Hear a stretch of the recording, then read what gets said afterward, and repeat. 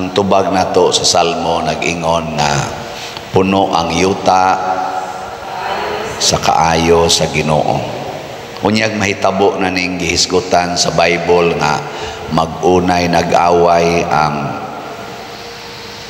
ginikanan og mga anak. Maayo pa na dili. Dili. Unya, dili day tinuod nga puno ang yuta sa kaayos Ginoo. Namakak day ning Salmo.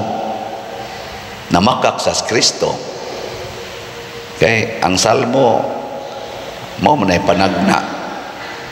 Mao man ang iyang tumanon unta ni Kristo nga puno niya ang yuta sa kaayos Ginoo.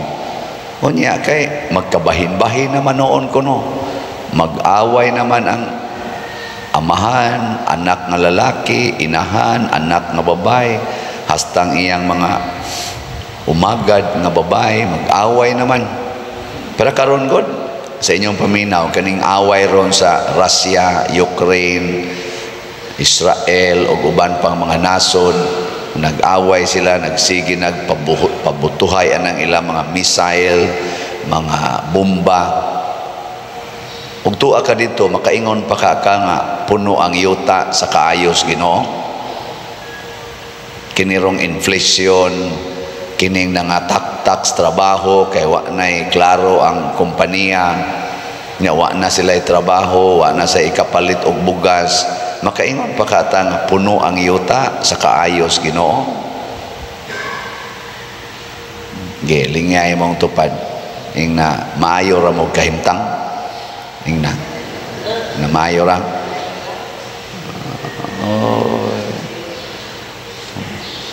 Mao na matod pa diri sa atong unang pagbasa si San Pablo ningon siya nagampo ko nga makabaton unta mo gahom sa pagsabot unsa kalapad, unsa kataas, unsa kahabog ang gugmas Ginoo.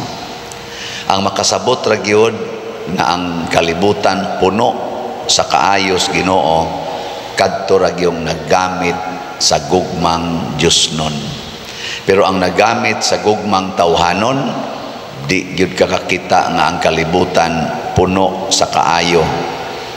Pirmi kitang makakita og depekto sa kalibutan nga makaingon kita wa gyud ayo. Gi kono be kamong mga babae maayo ra na inyong buhok o kinahanglan yung kuluran. O imong kuluran ning ka way ayo ning buhok ka. Kumusta man imong kilay, okay ra? Maayo ra o angayan yung kiskison? Wa ni ayo ning kilaya. Imong color sa imong naong karon, maayo ra o kinahanglan yung papution? Ana ba? Ngano man, nganong mao man ay imong gibuhat?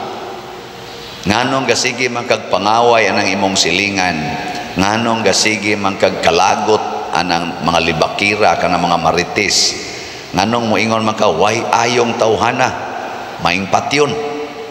Ngano man kay ang imong gigamit, ang atong gigamit gugmang tawhanon dili gugmang Diosnon. Kay kaning gugmang tawhanon limited, dili kayo lapad.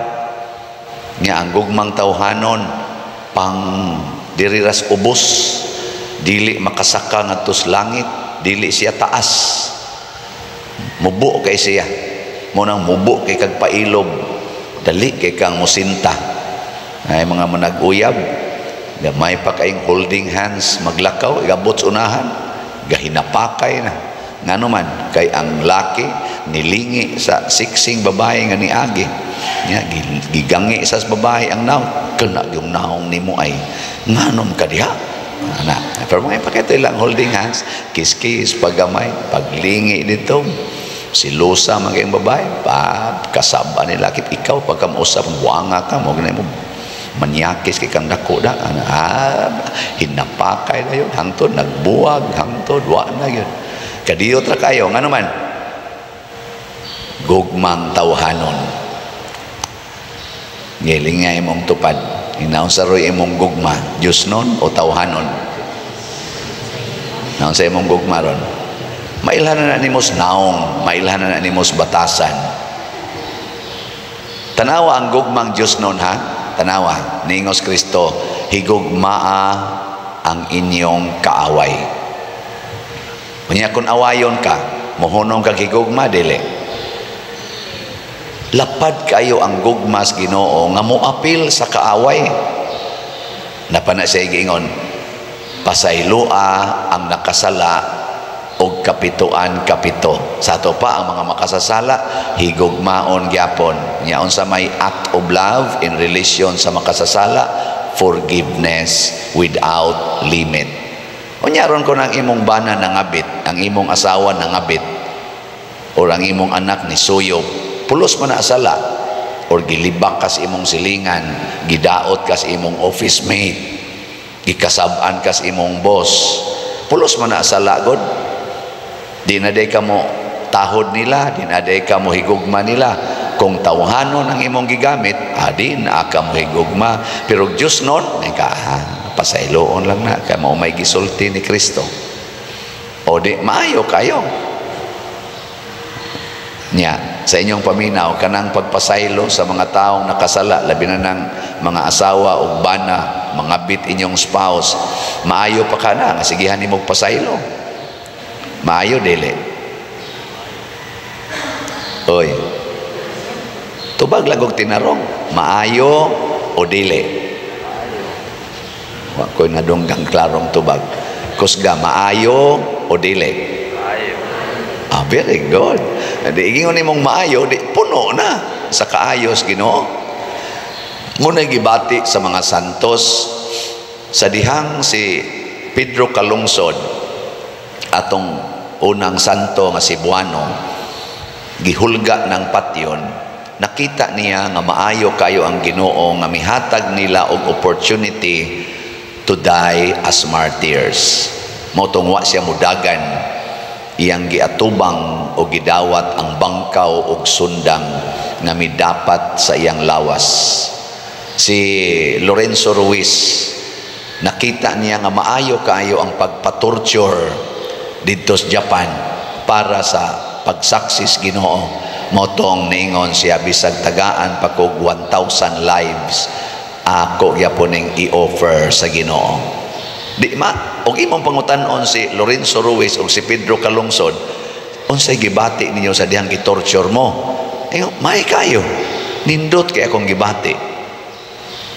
Pasabot, ang kaayo des Ginoo mga igsoon, dili limited sa comfortable, convenient, pleasurable situations in our lives. Dili ka makaingon nga ang kaayos Ginoo kutob ra gyud kun magkatawata, lipay ta, hayahay ta. Gani mas ang kaayos Ginoo mas masinati nato panahon sa kalisdanan. Ako karon nga napari ko, nagpasalamat ko sa akong ginikanan nga galisod gyud in town sa pagpanginabuhi isip mga mag-uuma. Maglisod mi kaon katulos usa ka adlaw nga naa ginang kiampi may tawag na mo ng putput o kanang mais nga kanon. Nya maglisod sad mig sustenir nga tibuok yung simana na agid mi atong kanon nga mais.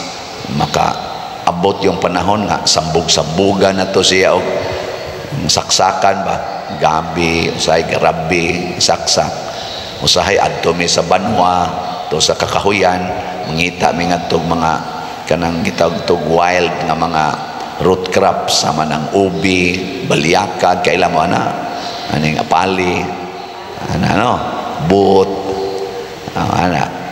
mo na among buhat. Tungod ato, gagmay pa mi, batanon pa, kamaon naming mangitag panginabuhi, mangarga, tag 25 pa kabuk mangga ang kargahon, kay bata pa man hangtod niabot nag 150 ang kargahon, mangarga, nakaton sa kog pamutos og mangga, tag 15 ang libo, o say tag 25 ang libo, basta lisod-lisod, sige yung paningkamot, nya kadtong maong kalisod, mao to'y naghatag nako karon og kanindot kinabuhi. nga naman maka-appreciate man ko sa gagmayng mga gasas Ginoo. Maka-appreciate ko ba? Kamo naka-appreciate ba mo nga naamoy anak? Wa niyo kasabi. Sige kasaba. Sa to pa wa ka-appreciate. Kanindot unta kundi jud ka mga saba kay na-appreciate nimong naa siya. Kinsa mga asawaha dinhi nga nagsigig yung appreciate sa inyong bana. Kana mga ginagmay lang ba nga, good morning, love you, ana, itaas ang kamot. Tanawa, di ba mga buangon kay mo. Kinsa dinhi mga banaha nga kanunay gyud nga magsigig appreciate sa iyang asawa. Every day na agid siya i-express nga pagdaig sa iyang asawa. Tas kunong kamot ay kauaw. Wa gyapon. May noon kay mga honest pod mo. Kay ngano man lagi ang maayo magud nato kana gyung murabag pleasurable, comfortable, convenient gyud sa atong side. Hinumdumi ka nang nagpaantos nimo, maunay naghatag nimog maayo. Pasabot ni Kristo dinis Ebanghelyo, awayo nagikas imong anak, pasabot gitagaan kag opportunity to exercise love, mercy, humility, generosity, understanding. Di ba? Endurance.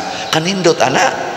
Og dili wa pa katubag-tubagas imong anak, dili unta ka maka-exercise aning patience ana. No. Love, forgiveness. Unsa may imong opportunity to do that? Pag-practice sa virtues nga wa man komportable man ka. Nya kanindot ana maka-practice ka virtue. Mo kasabot, nakasabot mo. Mo na karon hinay makainghalin sa atong salat. Naka-exercise po ko patience, pabagas naong, nga bisag kada adlaw, minus og halin, sige lang yung baligya. Pero ano bang magsigig suroy diya? Labaw pa na kalisod, isda, magsigig, tuyo kada adlaw, isda, labas pa, puwanag mata, sige, tuyo. Wow, biya kayo nastanan niya, minus kayo ang mupalit. Pila naman itong halin ka na. Nya ako sang isinggit ini slat ano. Atong SBF dag para ni sa atong pagbayad sa kumbinto, mga struck atong mga contractors nahalina na tag 41,766 ka slots, napay 18,234 ka slots nga tag 500 pesos. Ug naamoy 500 gikan karon hangtod sa November 1 ipadana dinhi or ihatag na. Makatagamtam gyud mo sa kaayos Ginoo. Unya ang ato sang CTUMM ato ning itukod og mga balay sa kabos nato mga kaigsuonan sugod karong buwan sa November. Yabot ng atong halin og 30,630 ka slots.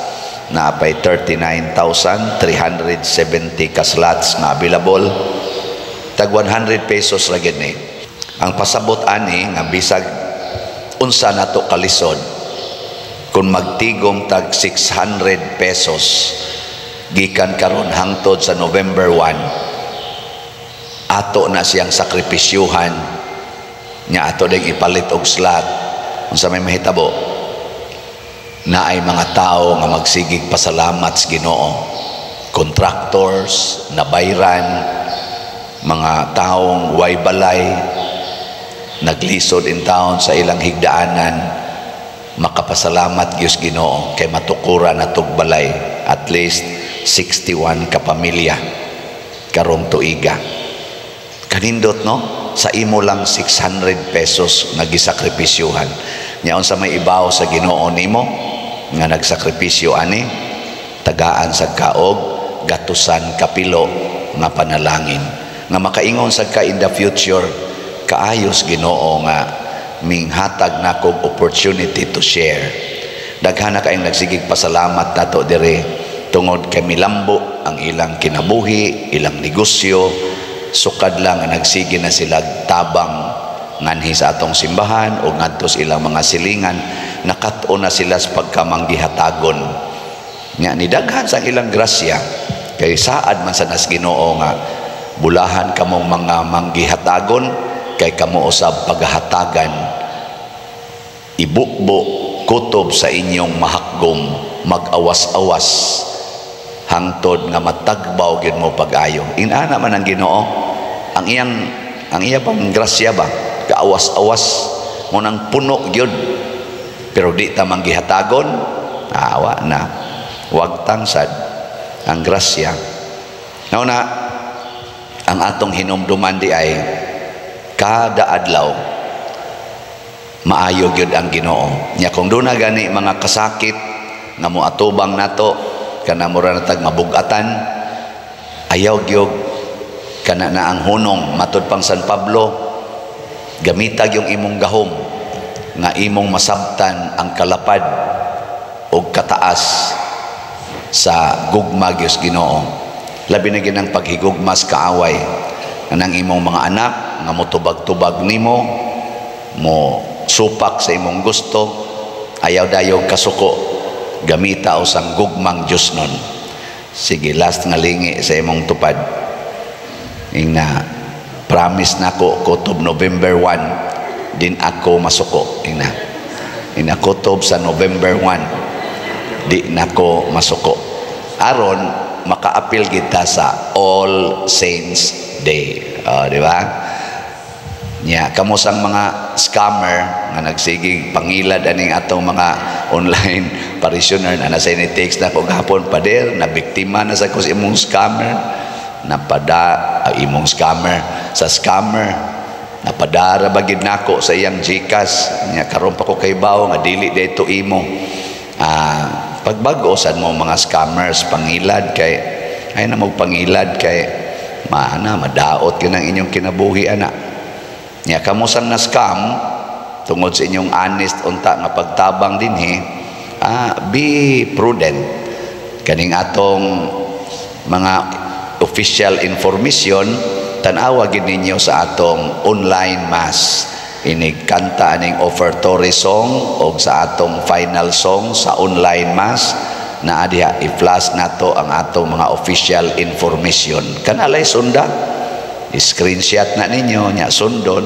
adi na gyud mo masaag ug masaag man gamay kay possibility mo na ato kining gamiton ang gahom sa Ginoo dili sa pagdaot sa usag-usa kung dili aron mas mabuhat nato ang buhat sa gugma kaysa buhat sa yawanon nga mga kinaiya manindog ta.